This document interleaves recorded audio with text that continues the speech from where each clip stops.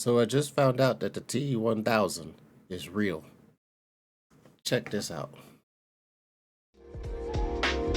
What a scoundrel, gassed up a town fool to go rob the crown jewel. He's like a Lego megalomaniac who's into electronic and techno, a real brainiac. Smack dab in the hip-hop gold rush. If you rather the old stuff, preferably the cold crush. It gets deeper than deep pack chopper, except he keep us. Yo, yo, yo, it's your homie, AquaTheOG. You should get to know me. I just want to know what you watching. You know what we watching today?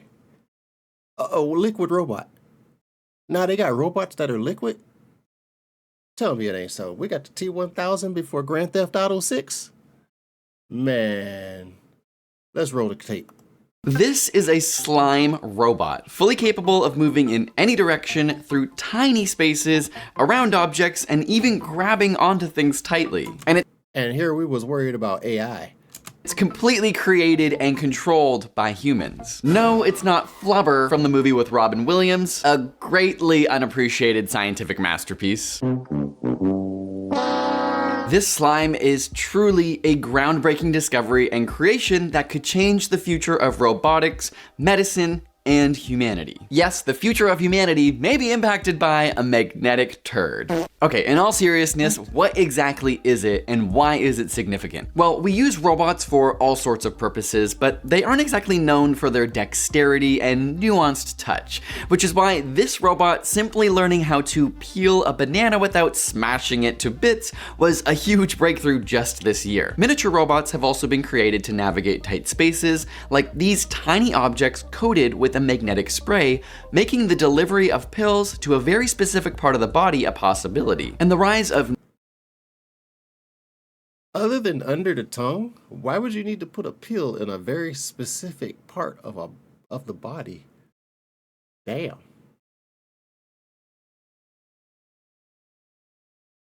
I'm gonna have to check into that. I ain't never really considered that. You just swallow the pill and let it work. nanobots has even opened the potential for microscopic machines that could be deployed inside the human body and act to identify or even destroy cancer in the future. But robots combining the ability for tight or tiny navigation and physical manipulation together are super rare. On the one hand, you have elastomer-based soft body robots that are great for gentle manipulation in sensitive environments, but are limited in their deformability or how small they can get. And on the other hand, you have fluid-based soft body robots, which are really good at fitting into small spaces, but are Wait, so those things that you be playing with the magnet, them is robots? You might be playing with a robot and don't even know it.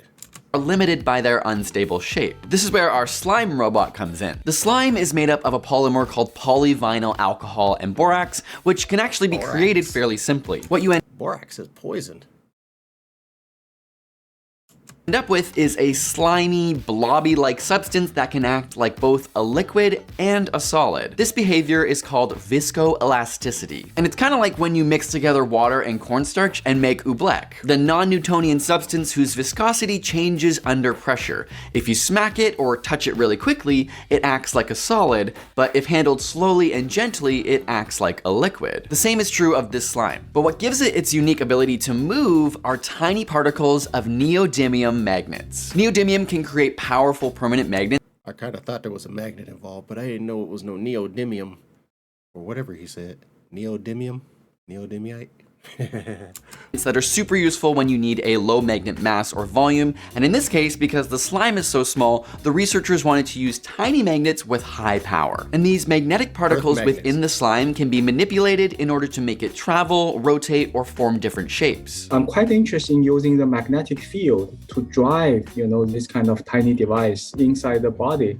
The main advantage is that the magnetic field is not that harmful to the tissue, to the body. Okay, so we've got a magnetic slime robot on our hands, but what exactly is it for? Like, what can it actually do? Right now, the biggest focus by its creators seems to be in the medical field, though it's I knew he was going to say medical. I was thinking about that pill. But it's going to be used to guide the pill down into the specific part of the body. certainly not limited to Sounds like something you would put in a colon or something. Like a colon tract, go down and swallow it and go through the stomach, go out, come through the small intestine and go into the larger intestine. You know what I mean? just that. Because of the slime's ability to navigate tiny spaces and be manipulated, it And he did call it a turd. could be useful in the digestive system. For example, if you And there we have it.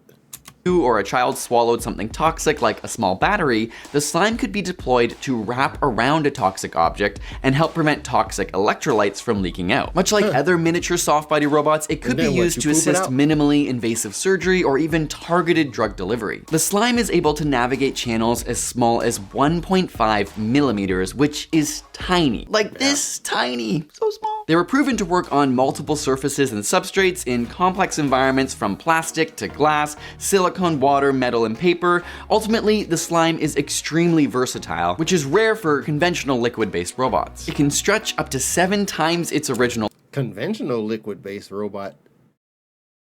There's others? Y'all have a criteria to compare this to?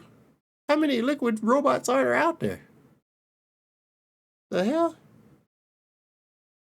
length, and unlike other soft body robots, this slime doesn't require a pre-designed shape and can be reconfigured in situ. The magnetic slime can grasp multiple target objects simultaneously and even extend tentacles in 3 directions. I consider it more like a surgical tool because it's larger and you can apply a much stronger force on the object because you can put more magnetic material inside of the slime robot in comparison with those nanobots. But truth be told, the functional use is still really hypothetical and in its fundamental research stage, where scientists are just trying to understand its material properties. It could be used as an electrical conductor to connect electrodes in hard-to-reach places, or in motion sensing of the human body for wearable devices. Electronic devices often fail because of partial disconnection, whether from environmental factors or scratches by sharp objects, and this slime could help repair those. The slime is even self-healing, bringing itself back together after being chopped apart.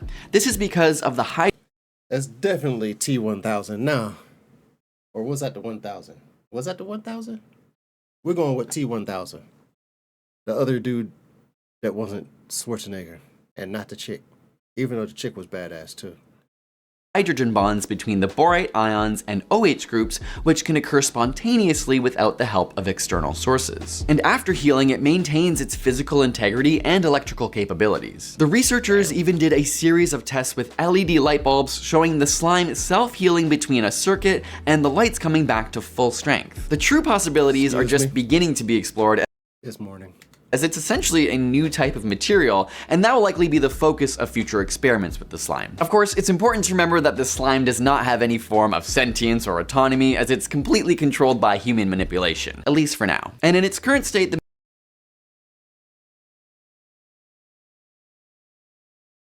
You hear that? At least for now. What you talking about, Willis? magnetic particles themselves are actually toxic, but protective layers of silica have been tested for hypothetical use in humans to keep it safe. In the future, we hope that we can realize some kind of autonomous control, and also the device can have some intelligence. Basically, a slime robot should know how to deform, how to behave, how to manipulate or interact with the environment. So really, I mean, we have 2 parts. One is from the engineering point of view, the other is its application for medicine. At the end of the day, it's another really creative and cool step in robot creation and manipulation that will likely bear even more fruit for future research and more creations. Speaking of I was waiting for another Asian. He said the Asian and the Asian and blah, blah, blah, blah, blah, blah, blah, and the Asian. Creations and creativity, I want to thank today's sponsor, Skillshare. All right. Well, that's the end of the video. That's pretty interesting. I didn't know that there was a multitude of series of liquid robots. I knew they had the drones and the spy bots that are shaped like bugs. Excuse me. And the nanobots and stuff like that. I knew they were trying to use bots for like medical. But I didn't know they had that. They got the literal Terminator out there, and then they talking about put some AI in it. Oh no. We'll see. Stay tuned.